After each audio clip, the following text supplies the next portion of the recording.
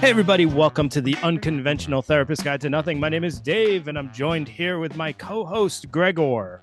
Mhm. Gregor, how are you? There are some great Gregors in the world. Is there Well, more than yes. one? Well, there's the subject of our book. That's one. That's one. And then there's Rasputin. Oh, He was a Gregor. you love that dude. I do, yeah. I mean, love everything about him. In crazy awesome episode. Everyone should check that out. The Rasputin episode. But we're doing a book again, Dave, which is something we love to do as a couple of English majors back in the day, Yes. right? A couple Yes. of And, nerdy English. Greg, I am shocked you had never read this book, The Mhm. Metamorphosis by Franz Kafka. You'd never read I, it I before. have it because I'm a poser and a snob. I know enough to have it, I'm but I'm almost glad. positive I've read it in two different classes. Wow. I like that. So it's funny, like this book falls into a category or a genre, which I really kind of get into, and it's magical realism. And The Alchemist is the same way, Okay. where it's like everything is kind of a normal situation, but there's this one supernatural piece that no one really seems to be like blown away by. Like I remember reading this one book where there was a high school and one of the teachers just happened to be an angel and everyone was like fine with that. What was that, Harry Potter? No, it was not Harry Potter. Okay. I never Uh, read one of them. I don't know.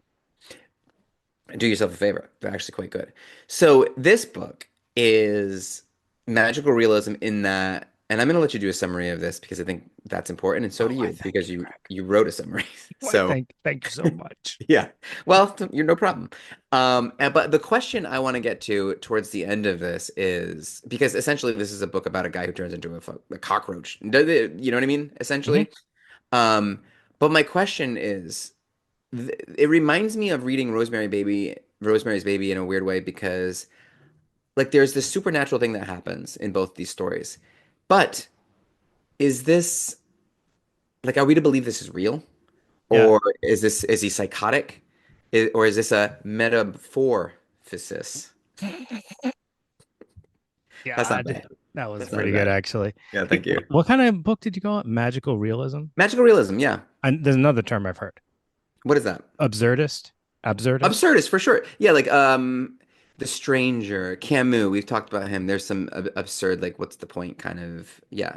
Oh, so I would say that magical realism would be the genre of literature and absurdism would be the philosophical approach. Yeah. So Do you, anyway, you said it turns into a cockroach. that's never really said though, is it? It is never said, but you know what else is weird?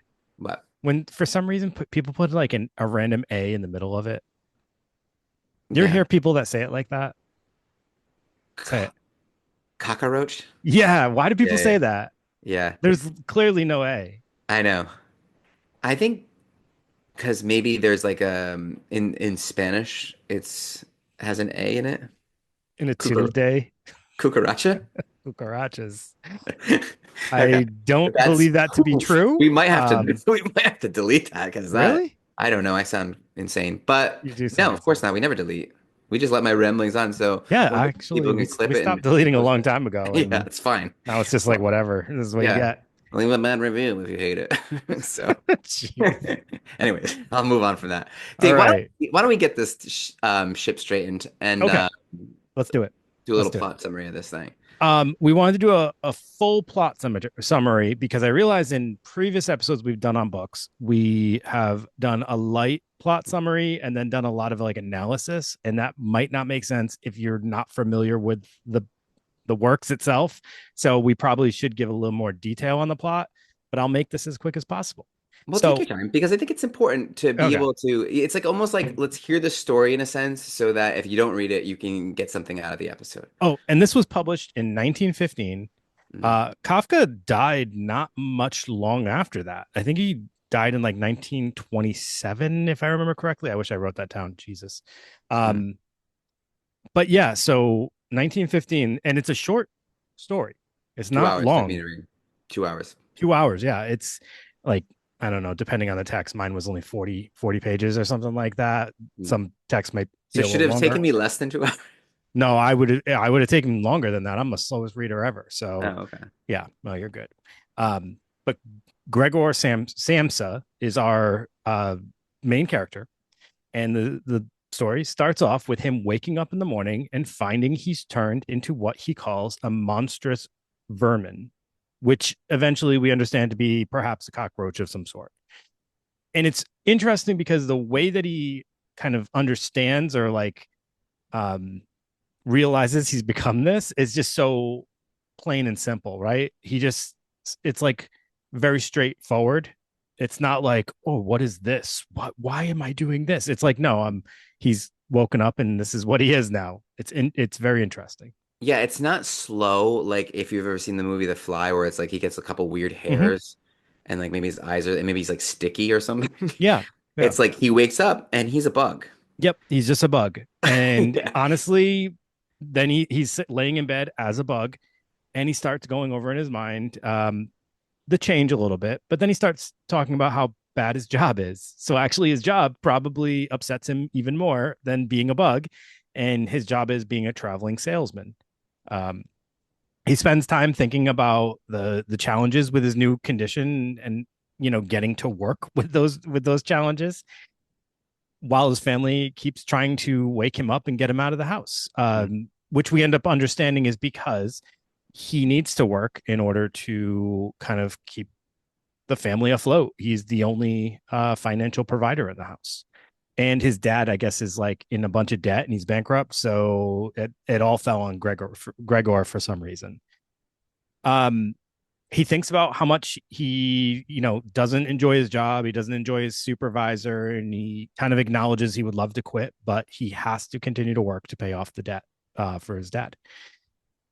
He's trying to move when suddenly his office manager or the chief clerk for his job ends up showing up to check on him, and he attempts to communicate with everybody from his bedroom, through a closed door, but we end up finding out that nobody can understand him. All of the words that we're reading are not understandable to anybody outside of that room.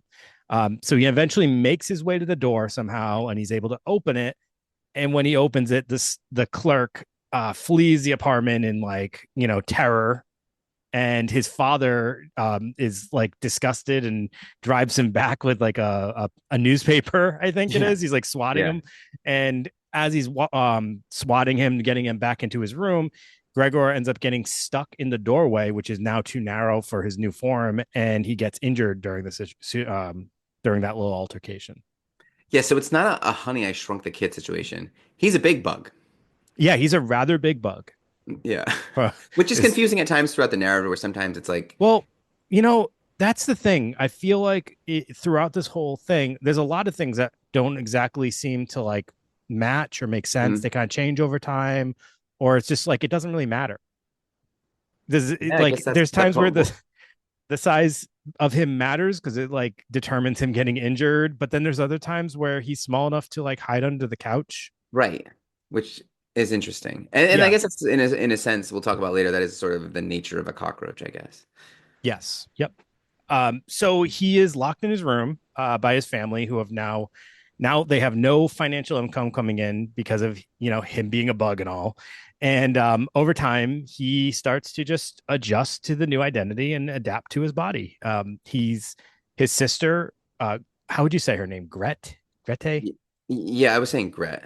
Gret. Okay. It's Grete. So say it however you want, everyone. Yeah. But she's the only one really who starts to show him kindness.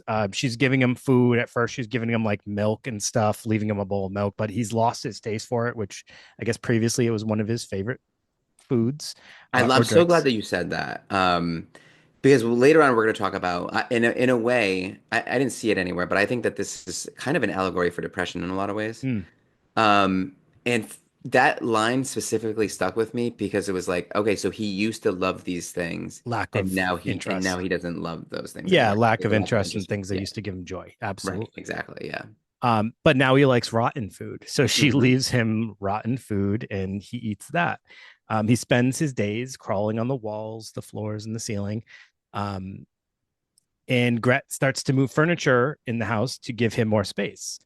He does end up overhearing at some point. I guess his mom really wants to see him, but the family doesn't think that she's ready.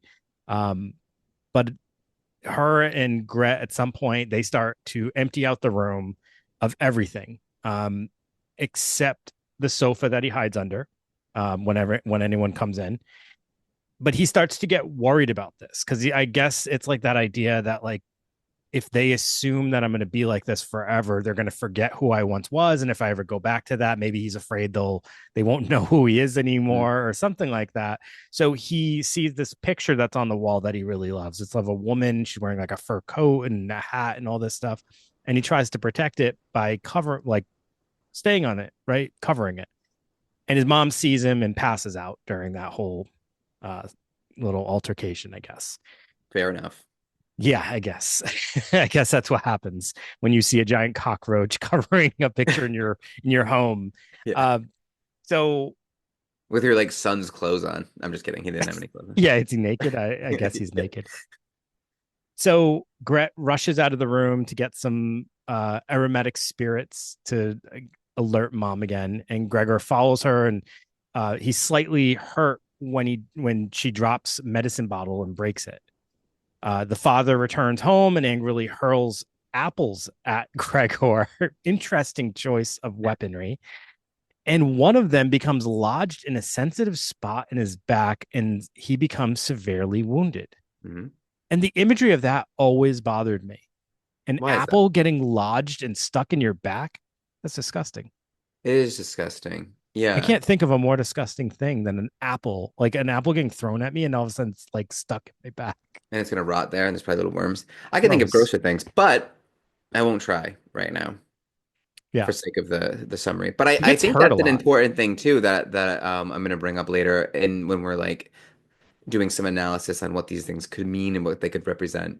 Now, within this synopsis so far, he's already been hurt like 3 times, right? Yes. So he gets hurt in the doorway, he gets hurt by the broken medicine bottle, and then he's Hmm. hurt with the apple being thrown and lodged in his back. Right, right. Why is he getting hurt so much? I wonder I think what that says.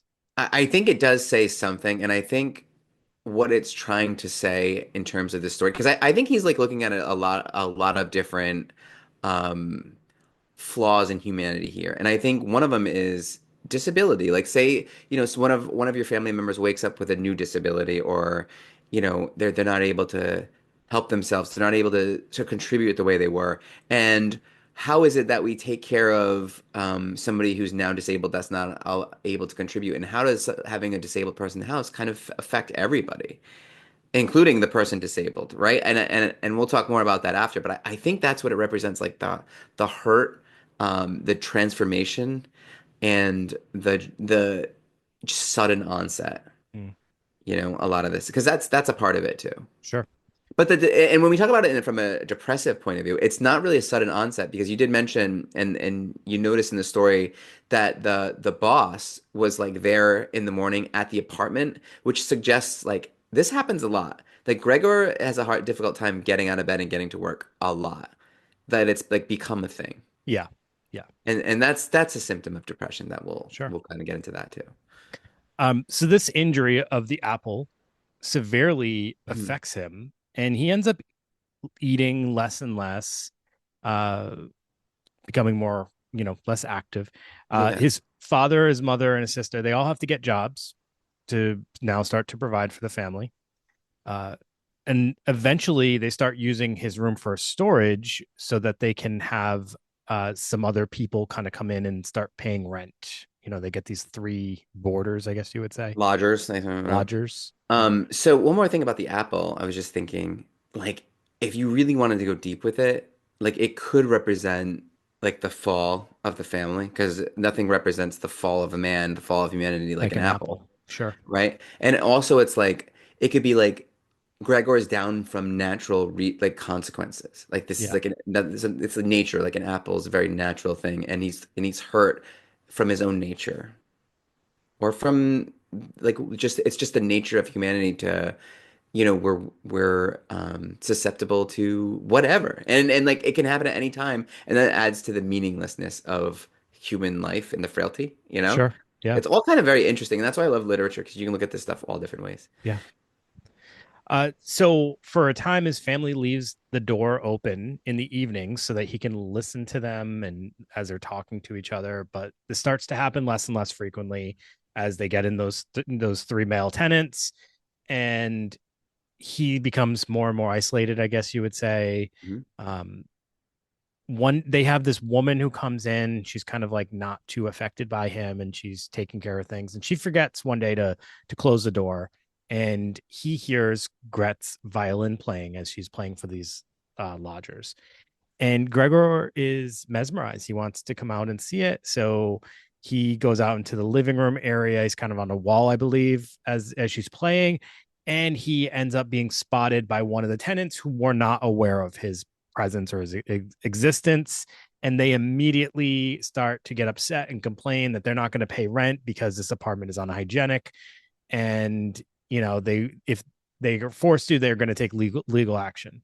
Yeah. Um, so this is a big deal. This was a source of income for this family, and now they're all just tired. The family is just exhausted, and even Gret, who was the one who once cared for Gregor, is now kind of at the end of her rope and feeling like he's a burden. And she tells her parents that they must get rid of it, or they will all be ruined. That's like the ultimate like tragedy of this whole thing, where the sister, Yeah, she gets to that point. like is like kind of throws in the towel on him too, and it's very dehumanizing. Like he's become an it and not her Yeah, brother anymore. right. And she probably had to look at him as an it in order to be Yeah. able to even get to that point. And so now the love is gone. The Yes. love is taken away. And what happens next? So Gregor is now understanding that he is no longer wanted and that Mm. they view him as a burden. And he makes his way back to his room, and he eventually dies of starvation before sunrise. His body is discovered by that woman who is, kind of checking in on him and taking care of things. And she alerts the family, and then they dispose of the corpse.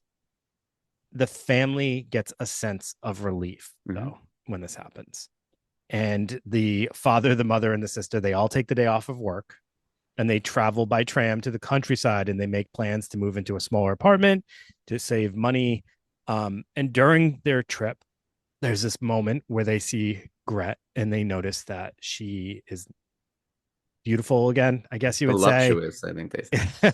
they Yeah. they're The color is coming back to her face, or the paleness is coming to her face. Is that how they worded They it? like back then, that was good. She Yeah, they probably got wanted tuberculosis. Yeah. that. um so yeah, they see her beauty. She's kind of like rejuvenated, I guess. So it's satire in a way where it's like if we wanted to look at this from a disability point of view, which is a fine way to look at it. Um, you see that, like, even if you wanted to put it in your world and talk about Pet Cemetery, remember the sister Rachel? Yeah, When so she's like this thing that they put off in a different room and try to like forget about. And when she does finally pass, she's relieved. The they're sister's relieved. relieved. Yeah, they're relieved, and they feel there's like this guilt and this relief and this like, I think he's trying to like highlight that where it's a really difficult thing to talk about, and if you kind of make it hyperbolic and make it a bug instead of a disability, or even depression or a family or mental illness in the house, like really severe mental illness, it's like people were embarrassed back then. They were Hmm. ashamed. They had to hide it away, like freaking Rose Kennedy back there in a different room, Sure. and it's I think it's like, how do we address this as like a society?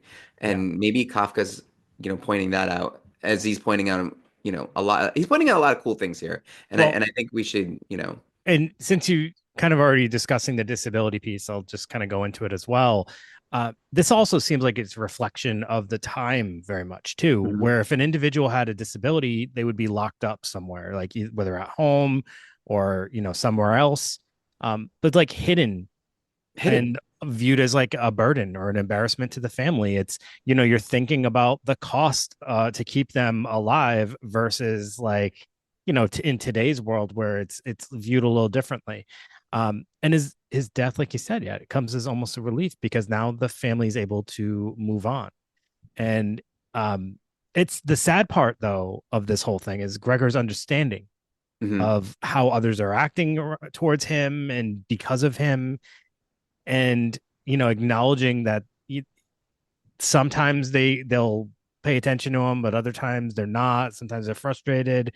They speak about him as if he's not there. It really makes you think about what that experience must be like for an individual For the who's in individual a too, right? Whose right. humanity is almost kind of taken away from them unwillingly, where people are starting to see them as something other than the person that they were or a Yeah. person in general. And, it kind of suggests that like back, 1915 communal life with something like him or someone who is severely disabled is not workable. And that's a flaw in society, Yeah. right? That's You a know, societal oh issue. boy, it's kind of, I don't even know if I should be saying this. Well, you're gonna Uh, say it, so. yeah. Well, the recent statements by about autism from RFK, Hmm. and he brought up some interesting statements about individuals' ability to work and contribute and things like that. And Yeah, it's so like, he like almost it seems like it was speaking to like the extreme. Obviously, autism is on a spectrum, and which we covered in our episode, so people should definitely check that out. so yeah, if you're interested in that, just listen to the autism episode, and you'll get a better Yes. understanding of what that means. But But it's yeah, almost like like that statement is almost like the view that they seem to have in this time, and if of how individuals can contribute and what their function is in society. okay, It's almost like they're a burden to the family, well, yeah. in just that though, nothing else, right? Well, yeah, like, and it's a burden to the family, and then no one is able to have that conversation unless someone makes it's almost like creates something that's like over the top. And we'll talk about that in a sense. So Sure. like let's get into some of these themes. Like Wait, just one second. I know sure, you're trying to sure. move on, but it really does now that we just said all this. It really does highlight the interesting contrast that the sister's character plays. She's the only one to really show kindness, but she's the only one to finally acknowledge Hmm. what this is all creating on the family and actually have the uh, bravery, I guess. Yeah. I know now we wouldn't look at it that way. It would look like Oh my God, that's so monstrous. interesting. Like it's almost like a family, and they're like, when is it appropriate to put mom or dad in a home Right. versus like do we have the capabilities to take care of them, and like is everyone's quality of life affected here, and do we owe them? It's just like a very complicated thing. It She really, seems like she was the most affected out of all of them because obviously she had capability to have empathy and some caring, but it was wearing on her, which they acknowledge in that final scene because now they're like, oh, she's beautiful again. And now she should be thinking about a husband. She can move on with her life. right. I mean, we have to take into consideration this is 1915. So some of their like I don't know exactly if Kafka what parts of it Kafka is like kind of using as satire and what parts are actually reflections of attitudes in society at that time. Yeah. But she's an interesting character if you look at that. She's She's the only very one who interesting. Yeah. actually just calls it out. She is the leader, the real leader of the family, Yeah. for She sure. takes over his role. She does. She has to. And we're going to talk about that too. So, societal systems is a pretty big part of this, Dave. Wouldn't you agree? Yes, 100%. And one of those things is the absurdity of existence. So, not only can like a disability happen in the blink of an eye that could disrupt a whole family, that everything can be taken away at a moment's notice from fire. It could be a tornado. It could be a million different things that can just happen. And does that make life super meaningless, or does it make it meaningful where we should be paying attention to every moment? I mean, it's kind of um, you know, it all depends on your perspective and how you choose to look at life, right? Yeah. But I think even more important than that, and I think something that we both picked up on in the story is the pressure and responsibilities that society puts onto us, right? And like having to go to school, having to have a job, having to fit into societal norms kind of can turn us into something unrecognizable someday. Like we talked about John Proctor in The Crucible, we talked about the idea of secular sin and how like if you make enough decisions in a certain direction, pushed by others, pushed by, desire or pleasure, then you're missing your mark of who you were supposed to be. And if you start making decisions that are outside of who you're intended to be from the start or who you're meant to be for long enough, then one day you look in the mirror and you don't know who the hell you are. Right. You know, when you were a little kid, I want to be a doctor, I want to be this, I want to be that, but like limiting beliefs and this and that and society and your family all kept telling you you can't do this, you can't do that, and you follow this path that society is pushing you towards, and friends are pushing you towards, and family is pushing you towards, and then you look in the mirror one day and you're a freaking cockroach or something other than yourself, Yeah. right? Yeah. Right? Yeah, and I think that like you wrote down like a word, and we're talking about like So when you said you thought of depression, my first thought was actually burnout, which I mean, those aren't too far off from each other. There's similar symptoms in both. But yeah. burnout is just that point where you get to that like nothing feels good. You're just like it just feels like you're just kind of going through the motions and you're just struggling with your current existence and whatever it is that you're burnt out from. Mhm. Um, I mean, yeah, it definitely felt like there was something like that happening for him. He's at a point where literally anything could happen. You could wake up as a bug, and it's still not the worst part of his day. I know. And he literally turns into a bug and then sits there thinking about how bad his job sucks. Like that is crazy. And it's like here's a quote. It's like, oh God, what a strenuous career that it is that I've chosen. Traveling day in and day out. It can all go to hell. Getting up early all the time, it makes you stupid. If I didn't have my parents to think about, I'd have given in my notice a long time ago.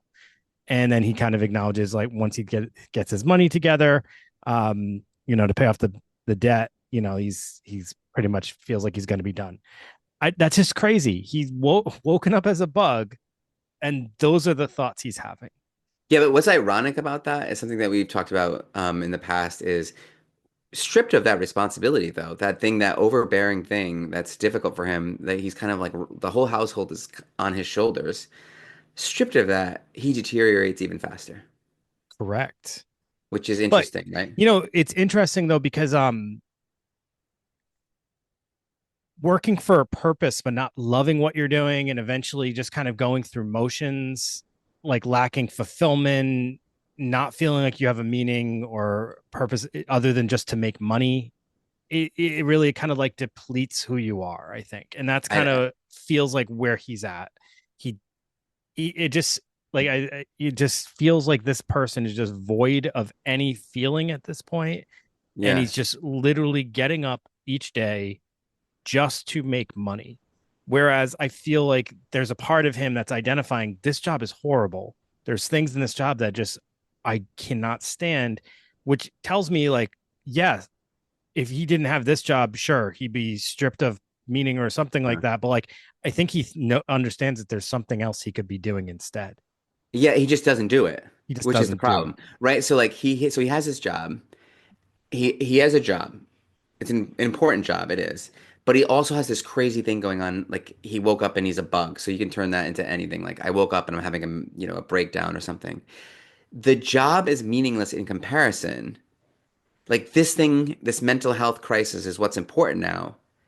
Yet I'm obligated to work, which is I'm obligated to do the thing which probably got me into this place in the first place. Right. You know what I mean? Yeah. So it's like I'm obligated to do this thing that made me sick. It's like that old Hippocrates thing. Like you can only heal if you're willing to give up what made you sick. So is he willing to give up his work? Yes, clearly he is. Or he has to have some kind of delusion to make it possible for him to give up his work, right? Mm-hmm. He almost made it. If we're to believe, and we'll talk about this more at the end, if he really turned into a bug, fine. But if he's just seeing himself as a bug, that's something a little bit different, right? Because now he's given himself like a reason why he can't work, which is what we see a lot of times with like this learned helplessness and people who are come in with severe depression and they're requesting, disability, which is like sometimes it's completely valid, but other times it's like, yeah, but you're depressed and you're basically asking me to help you stay depressed by not, going out and finding what's going to be meaningful to you and having some purpose. Yeah. Does that make any sense? Yeah. You know? Yeah. He says something really interesting too, though, about the job. And he says, always changing. never enduring human exchanges that don't ever become intimate. It's like the job has this emptiness for him. Hmm. And it's interesting because that was like a recent thing that I've heard some people talking about, and at work it was like that idea that there's so many conversations we have in our lives are just surface level. They never have any depth or emotion or feeling or meaning to them. And I feel like he's kind of acknowledging, like, I'm filling my day doing this work, and there's no emotion tied to it. And then he turns into a cockroach, and the thing that, like, kind of, the climax that gets him, everything's like him to die, is that violin playing by his sister. I wonder if he would ever have heard her play that violin if he had still had his job. I Right. wonder if that's Maybe. why he was so entranced by it, is because he never really gets to spend that time and listen to his sister play the violin. And it's like there was an emotion there, right? Yeah, so that's wild that you bring that up and pull that little quote because I remember reading it and I remember thinking at work someone said something to me recently, like a new good friend of mine, Annie. We sometimes it's very busy there, but sometimes there's these lulls and we get into these crazy conversations like about, God knows what, like heaven and, religion and all kinds of like wild abstract thinking. And, you know, I mentioned to her like, hey, this was nice that like we were able to have this, conversation. She's like, yeah, I'm not the talk about the weather kind of person. And it's like awesome. You know what I Yeah. mean? Yeah. Because it's like so much of conversation is just like this is what this person's doing, this is what's going on with this, but like where is the depth? And even if the depth isn't even that important, it's just fun to kind of go down these holes and Yeah. you get to know each people really fast that way, and I it's just a fun thing to do. I do that with my barber. We have Nice. like really in-depth conversations, and then we actually, the last time I was there, had a conversation about exactly what you just said. We were like, I don't, there's not too many places I go that I can have a conversation. And he said the same thing. He's like, yes, a lot of times people just come in here and it's like all surface level stuff. And it's like, I'd much rather be talking about, and we're sitting there talking about psychology, talking about like different various phenomenons and stuff like that. Yeah, It's, phenomenon. it's Yeah, fun. It's it is. fun. And you leave there feeling like, oh, that was a good conversation. Yeah, yeah, it wakes you up a little bit, doesn't it? Absolutely. You know? Absolutely. Maybe that's what the real meaning of woke. You To talk about wake things. you up, yeah, to talk about, yeah, to actually talk about something. What his sister ends up doing at the end, when Yeah. she acknowledges the burden that he is on the family at this point. She's like, let's get real. We got to kill this bug. Yeah. So, um so I was like all done with my analysis of this book, and then a thought came to me okay. at a crazy twist about this. His transformation actually is the thing that forces the family to transform, for better or worse at Yeah. times. They're forced to work. So I don't know what the hell they've been doing all this time that Gregor has been working. Hmm. We don't know that because we're not, the book doesn't cover that, but they hadn't been working. So now they're forced to work. They're forced to make arrangements for the home in order to make some extra money. And then after he passes, they take a nice ride to the I know. countryside, and they think about the daughter's like trying to get her married. So they're his transformation is forcing their transformation. If he never turned into a cockroach, everything would have stayed the same. So Kafka's kind of about, I wonder if this has like socialist or communist in it. You know what I mean? This is like, it's about pulling your own weight in a sense, right? Not putting it all on Well, one person. I mean, that's definitely a takeaway. I see. I Balance? wasn't even really going there. I was just thinking, just sometimes change can have a trickle down effect. Sure. It And like can, what makes them happy is by taking on some of the responsibility. yes. Oh, absolutely. Yeah. So Right. that's interesting, They right? It's all like have to they start now pulling that they're their own weight. You're sharing right. Yeah. responsibility, they're Yep. all a little bit happier because they've But all not got if, work. but it's not all happiness though, because like when he's there and they're taking care of him, and they're not obviously not happy. The dad comes home and starts throwing apples. I know. So I mean, it's This is not great. always good, but it's sometimes change needs to happen in order to kind of like find your journey, right? Sometimes family's hard. Sometimes family's hard. Yeah. So, Dave, do you mind if we get into a little of the symbolism here? Because I'm a Sure. big symbolism guy. Um, I think this has come up before with Elephant Man, but Nietzsche says if you crush a cockroach, you're a hero. If you crush a butterfly, you're a villain, right? So somehow there's like we judge morality all the time based on beauty, and Yeah. we've talked about that, Yeah. and I think that's we kind of assume Gregor is no longer a useful, good character because he's ugly now. He's a bug now. And the sister is good because she's beautiful, despite the words on the page, right? This guy has like woken up with a new disability, and they eventually treat him so poorly that it dies. And she's the ultimate betrayer at the end. Yet she's the one that we're like, good for her because she's beautiful. But it's satire too. I know. So we don't really feel that. I don't know about you, but when I get to that page, I'm kind of like, this is messed up. Yes. And Yes. she has that moment where she calls Gregor it, which is a moment where Gregor is an anti-hero, right? He is an anti-hero, but I'm just wondering, should he be? Because his sacrifice is ultimately what brings the fam like his death is what makes the family whole and useful and He good again. dies for their sins. Yeah, wow. Whoa. I know. Is he Jesus? All very wild, right? All very you can really look into these things. This We was talked our about Easter episode that we were supposed to do. we missed the boat. We He is, missed he is we should Jesus. this a week late. Yep. Actually, Easter is still going on. It's an 8-day celebration in the Catholic faith. So Of course I knew that. Stupid Greg. well, so listen, disability, we've got into that. Um, Wait, just go back for a second. okay. What exactly would be an anti-hero? Like define anti-hero. Um, so The Devil in Paradise Lost. It's also like it's like kind of like a hero's journey, but you're getting his journey, which is he's not the hero, he's the anti-hero, Okay. right? I But you're don't think following his all right, story. so maybe I misused the word there because I don't think No, I don't know. You know, because I think it's not like just oh one. yeah, all right. Because typically a cockroach would not be a hero. He would be a, a villain, I guess, for lack Quote of unquote, better terminology. But he is our hero. in a sense.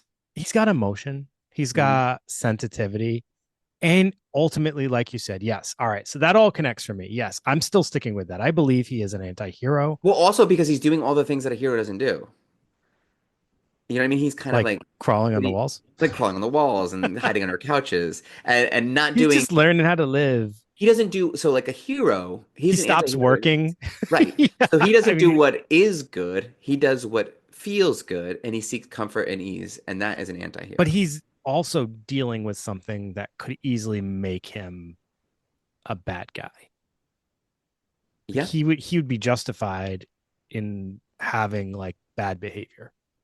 We'd be like, of course he would. He turned into a cockroach. Right. That's true. Or, You and would. like, but like, So I guess it's like Kafka is trying to flip the script on what we're supposed to think about each of these characters.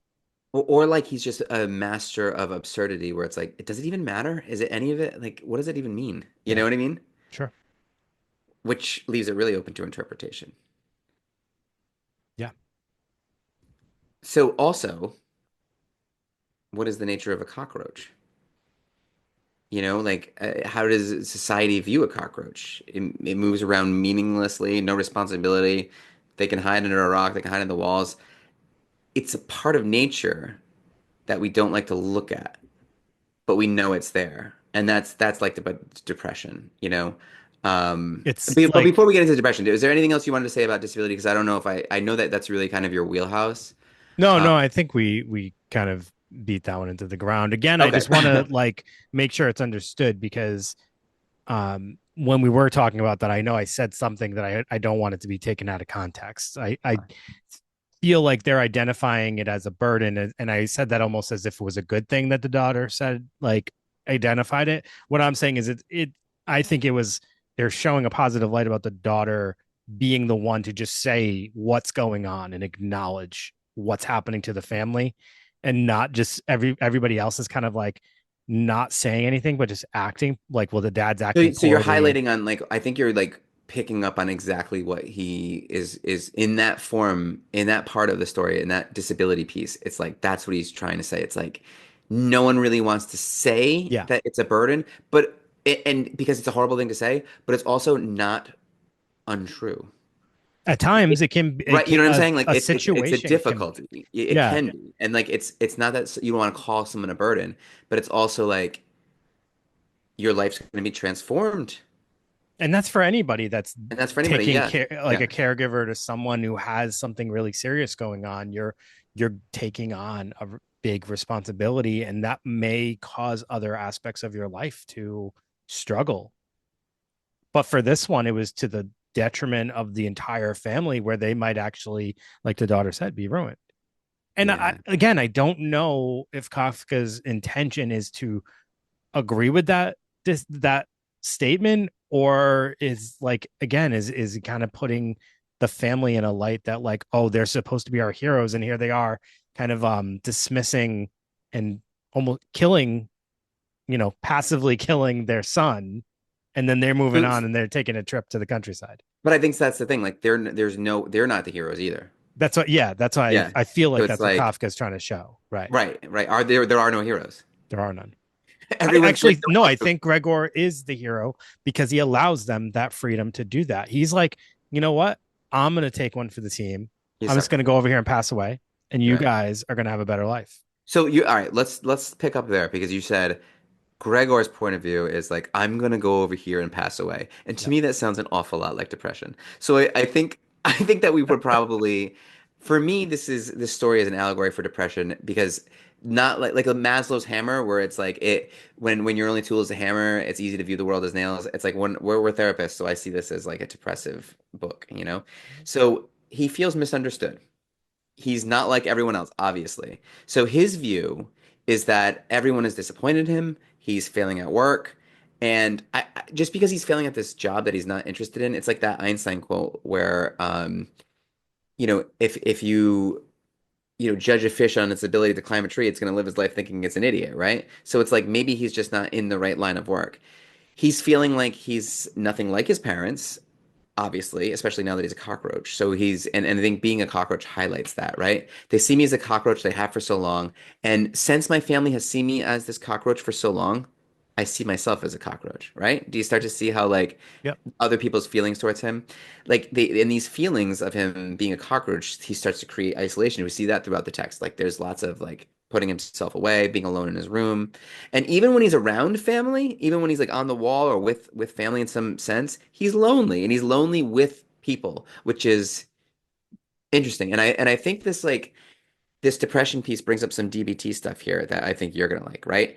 So depression makes you feel like something you're not. That's the truth. It makes you behave how depression wants you to make how you to behave so that you remain depressed. So now he's behaving how the delusion, and I'm going to say it's a delusion, wants him to or needs him to remain plausible, to remain there, right? So it becomes reality. So he does things that a cockroach would have to do to stay a cockroach. He starts behaving like a cockroach. So him doing things as if he's a cockroach helps him remain a cockroach. But Yeah. he has opportunities throughout the book to behave in a way a cockroach wouldn't. Like come to dinner, go to work. He was a cockroach when the boss came. He could have been like, you know what? I'm a cockroach now, but let's do this, right? But he decides based on this depressive delusion that he cannot. So if he did the things a cockroach couldn't do, he would have to become something else, even maybe him back to himself, right? Yeah. So it's like that old thing that we've talked about in the past where depression wants you to behave in a certain way. It wants you to isolate. It wants you to, not enjoy the things that you used to do, all things that are pointed out here. But if even though you don't feel like them, you have to kind of get back and start doing those things so you don't become that thing that you don't want to become Mm-hmm. or that you fear becoming. And so it is kind of like this weird delusion in a sense. And then it's also, Dave, obviously, not to hit it right on the nose, but there's a body dysmorphia piece that you can obviously get Yeah, into with of this, right? course. Going back to the depression piece, you brought up isolation. I think that's a Or really big theme here. Whether it's actually locking the door and locking him into his room, or it's that idea that he is a complete stranger in his own house. He's hiding under the couch when people come in, all the Mhm. way to the point where he's talking and no one around him understands him. So it's like the idea of being this surrounded by a bunch of different things, right? It's like nobody, he doesn't identify with anyone else in his surroundings. He's all alone. He feels isolated, emotionally, I guess you would say, and also physically at times he's isolated. So this seems to be an important message or a theme for Kafka, I think, to explore is that idea of isolation, even within your family at times, I guess. That moment where Absolutely. he's trying to talk from outside, from in the room, that beginning moment, and nobody can understand him. That's like kind of actually like a really powerful, quick, like little paragraph there.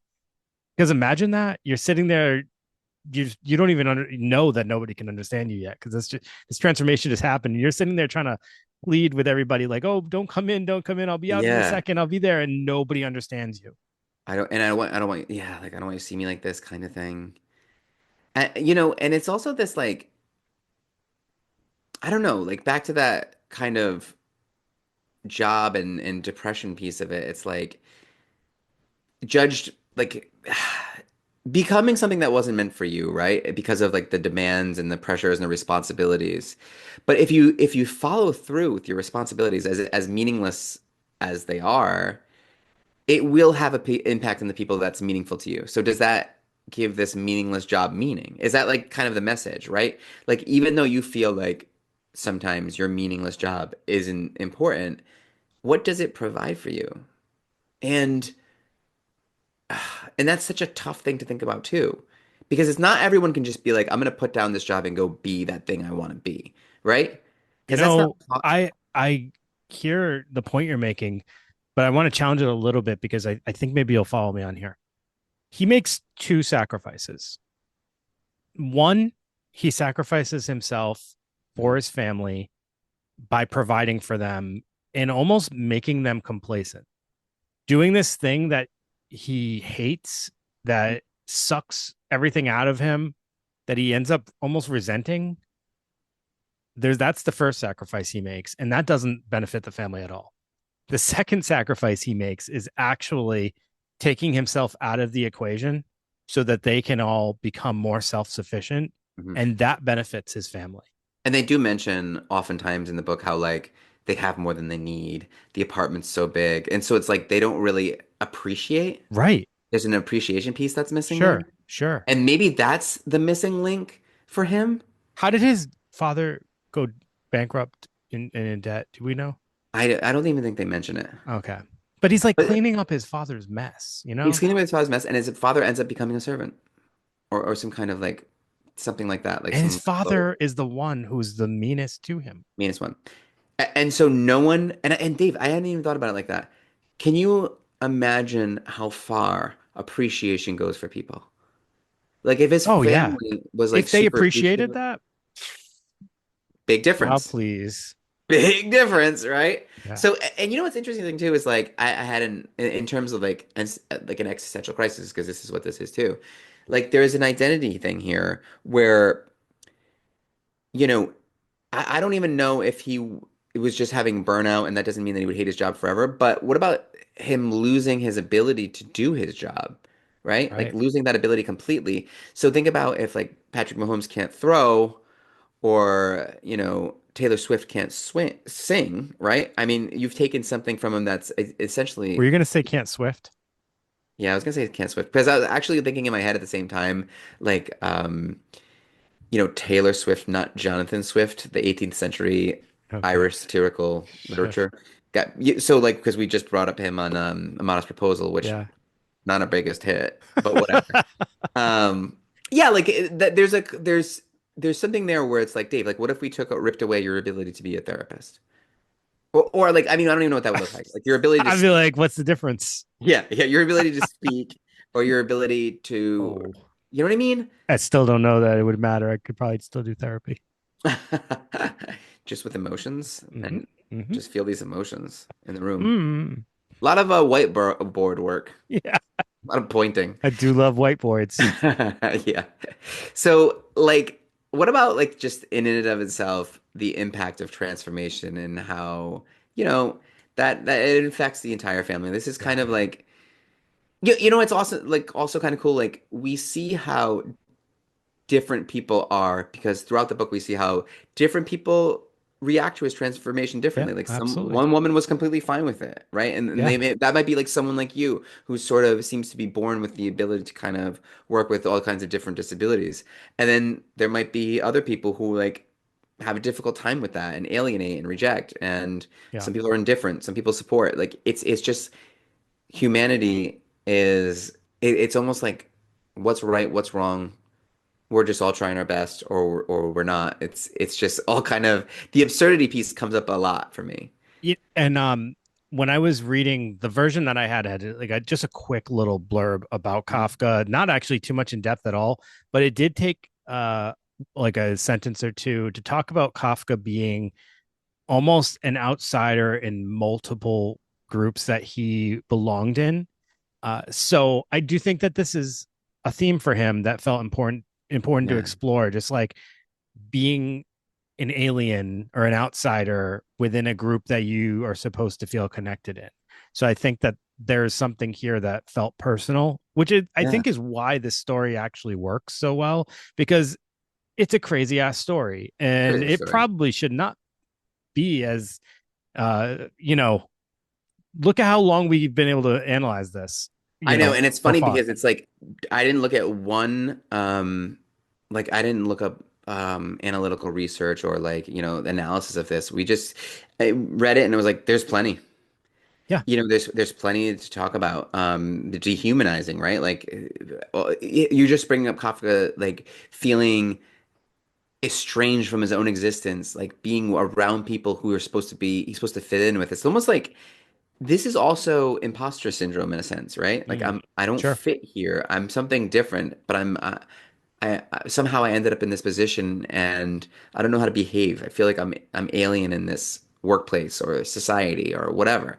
It's very interesting. And I think it does have legs, so to speak, because it we all can identify with that feeling. Like when you become a new therapist or when I started a new job at the hospital, and even still it's like do I even belong here? Like doing emergency work? Like, is this make sense for me? And you know what I mean? Like we always feel those kinds of like Sure. doubts, Yeah. you know? And also, Dave, I thought I want to get your take on this. Like, here's something very true about human nature that he's touching on too. When we think of like the Holocaust, or I was watching these coal mining videos and prison and all these different things, human beings can get used to pretty much anything after a little while. I have this is a crazy thing that you're posing right here because you just Yeah. brought up the Holocaust. I had this exact thought in relation to, I don't know if you've heard of the movie Sinners that just came out recently with Michael B. Jordan. He plays twins in the film. Hmm. I do So like it's the like, third. You're talking about Creed 3. it's actually the same director. They Oh, teamed okay. up Love again. He love also it did all. Black Panther with him. Yep. But it takes place in Mississippi in like I think it's like probably post slavery, but slavery is still kind of like happening, Jim Crow era. Okay. And After there's this 1865. they're making this nightclub for African Americans, and they all just go there and they're dancing and having a great time. Music's playing. And I had this exact thought. It's like the Holocaust. Even in times of the worst, people will find ability to connect, Mhm. to laugh, to smile at times. There can be beauty and joy found in some of the darkest times, Right, right? absolutely. And even like just survival and adaptability. I think that's like maybe even in terms of like human beings are like cockroaches sometimes they can survive anything. Remember when the we talked about Blanche Monnier in the Hidden People episode, who she was like locked in a room for 25 Yeah, years and she survived that eating like what? Shellfish for 25 years, like right. every once in a while, no, never being able to go to the bathroom and do anything. Like it's wild how frail we are and also how strong we are. And It's cockroaches, another thing I did just thought about. So cockroaches have survived what so like they can survive not like these giant they're like disasters, right? prehistoric, right? I mean, Yeah. Didn't they like a atomic bomb they could it would just be survive, right? cockroaches and friggin' I But don't know. he's killed by an apple. It's Well, Yeah, because Not, I then mean, not technically, but that right, it right, right. severely injures him to the point where he starts to, he probably would have died eventually, no matter what. Mhm. He's killed by really basic, like he's injured a ton, and yet he's this thing that's supposed to like survive, atomic Wow. war. That's actually super interesting because like because of his point of view, like whether you think you can or think you can't, you're right. That kind of thing. He thought he felt weak, he felt Yeah, estranged, and so he was. his Also there emotions are actually more damaging than other, like the apple could have killed him, but it is actually his emotions and his feelings about what I'm doing to my family that killed him. so and to put some like scientific proof behind this, the burnout point of view, like burnout and even burning out in a job that we catch him hating his job, but we don't know if it's always been that way. It Right. might be the fact that he loved it and it just became too much when the responsibility and he absolutely had to do his job because they did this rat study that maybe we've talked about in the past where like one rat had a little wheel and a little and food and everything like that and a rat almost identically DNA almost identical, same little litter or whatever, had the same setup. One got on the wheel, it ate, and whenever it did that, they forced the other one to do it. So the one that just did it whenever it felt like it, completely healthy, Hmm. no depression, whatever. The other one, unhealthy, depressed, immobile, because it was forced to do the exact same thing that the other one was doing. And that unhealthy one turned into a cockroach. Yeah, they woke up one day and there was a cockroach. They were like, what the hell It's happened? wild. Science. So, Dave, I guess the last question I'm posing to you here is, like I talked about in the beginning, to come full circle. Are we to believe that this is real, or is this meant to be that Gregor is psychotic, or is it just metaphor? Like in this, for the sake of the story, though, was Kafka saying that this person turned into a cockroach, or this person is suffering from bizarre delusions? Can two things be true? And I think it's then both and those. there's the absurdity piece, right? So I do think it's both those things. I don't think he's posing that he's psychotic. I do think he's posing he is a cockroach, but also it's a metaphor, obviously. Yeah. But I Um, think it's supposed to be both those things. And like you said, it's that absurdist piece of I'm going to sell you this story that sounds crazy. mhm. Think about it, you know? Because if he's crazy and he's delusional, or if he's a cockroach, it's all the same sort of themes and lessons. Yeah, It doesn't matter. In the end, that's the ultimate absurdity. Doesn't matter, doesn't matter. right? Yep. Wow. Good little book. So, Greg, how many thumbs up would you give this book? I'm gonna honestly like I get because I read a couple of reviews before I read it, and I get when some people are like, a lot of people would say like, "Am I missing something?" Right? Because it's so popular, and then it's like you read it and it's a story about a bug, a guy that turns into a bug, and if you don't kind of try to have a sort of interactive process with the words and the ideas and the themes, then yeah, it is going to be kind of you're going to miss a lot. But if you use it to kind of think about like what does this mean, like what is he trying to say, then it's actually kind of fun and a Right. good read. And Yeah. I actually really I'm happy that um I read it. I think it's important and it's short. Yeah. Yeah. This book would be trash if you weren't trying to analyze it. Yeah, you'd be like, okay, Right. yeah, Next. Uh, all right. Well, some housekeeping, I guess we can do. sure. So I can't emphasize enough, people. Get on the Patreon. We got bonus episodes. We got more of those coming up. We're gonna do other things at some point when we get the chance to. But like, we really want to build up this Patreon community. So before we start putting our heart and soul into doing all this extra stuff, we'd love to have more Patreon subscribers. So if you haven't done so already, get onto Patreon. There is a pay tier, which will get you the bonus episodes and also get you some episodes that are now paywalled because not all the episodes are available anymore. But also, there is a free tier on Patreon. You can just be a follower on there. And that would be cool too, just to have a community on Patreon. So, yeah, check it out. The Patreon page for Unconventional Therapist Guide to Nothing. Also, If you could leave a rating and review on any platform, that'd be super appreciated. We love that. It's so much fun, and we will definitely, obviously, read it on here, give you a shout out, and tell you how much we want to love and kiss you. And Yeah, absolutely. 5 stars, please. 5 stars. And yeah, if you have any recommendations for episodes, like so many others have, please reach out on any social media platform or UTGN podcast at gmail.com and let us know what your idea is. We will definitely add it to the list as long as it's not offensive or ridiculous. But even if it's ridiculous, we'll probably still do it. Why not? And I guess that's all I got. That's all we got. Everybody, have a great night. Have a great day. Have a great evening. Have a great existence. As long as you don't turn into a cockroach. Or don't, because it doesn't matter. Nothing matters. Or that everything matters. Choose it. Whichever. Choose wisely. Choose your own adventure. See you later, everybody. Have a great night. Bye.